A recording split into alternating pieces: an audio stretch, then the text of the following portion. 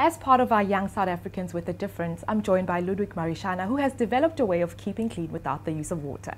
So tell me how the idea was born.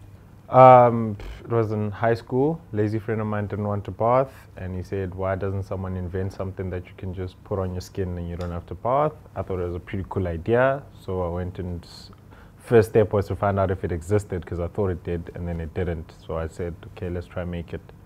And just take me through what you have here. So that's basically our 250 milliliter bottle. There's about 15 baths. We sell this for 500 Rand online. We sell it mainly as a premium product to the Western market, and essentially most of the people buying it are campers, travelers, etc. And every time they buy one, we donate an equivalent amount or even more to charity or to people who don't have water.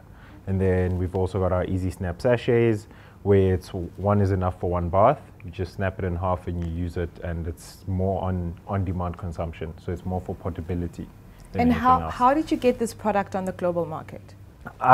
Sure, it was a 6-year journey, so I can't say what really, it's been a whole bunch of steps put together, but essentially what we did was we entered a lot of business plan competitions. That's how we funded the business, so we never raised funding, or we never got a loan.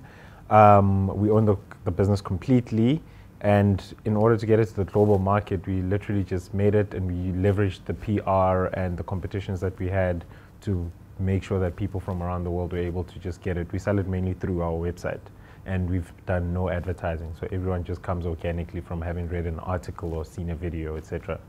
And what were the challenges of you starting this business? Challenge number one was resources. I had to write my business plan with my cell phone because I didn't have a laptop. Challenge number two, I'd probably say, was more resources. So I went 3 years trying to peddle this idea without actually having touched it. So for 3 years, I couldn't afford to make a sample or an example to show people how it could work. But then I had so much faith in it that I kept punting it until we got enough money from one of our first competitions to be able to make a sample and then show people that this is actually what the final product looks like and this is how it works.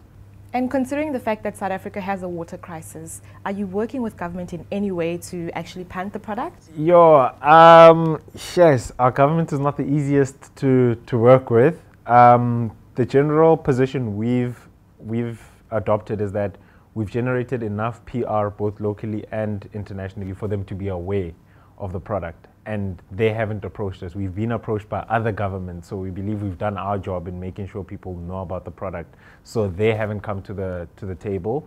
We are working with other governments who are using the product to provide water or hygiene to the people who are water insecure in their countries. So it's basically up to the South African government to say, oh, we're also interested in using your product for this specific use.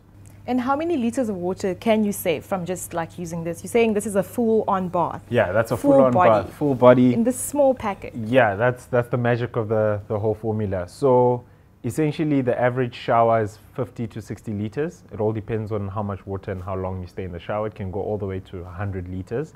The average bath is 80 to 100, yeah, it's actually 80 liters on average. So every time you use dry bath, that's how much water you're avoiding using. And by the fact that you've bought a dry bath premium product, you've also provided dry bath to someone who's poor. And they're only saving 15 liters, which is quite small compared to what you're saving. But the truth is that 15 liters is water that they can now drink or cook with, that they don't have to use for bathing anymore. So you've actually contributed a lot more than just I've saved water.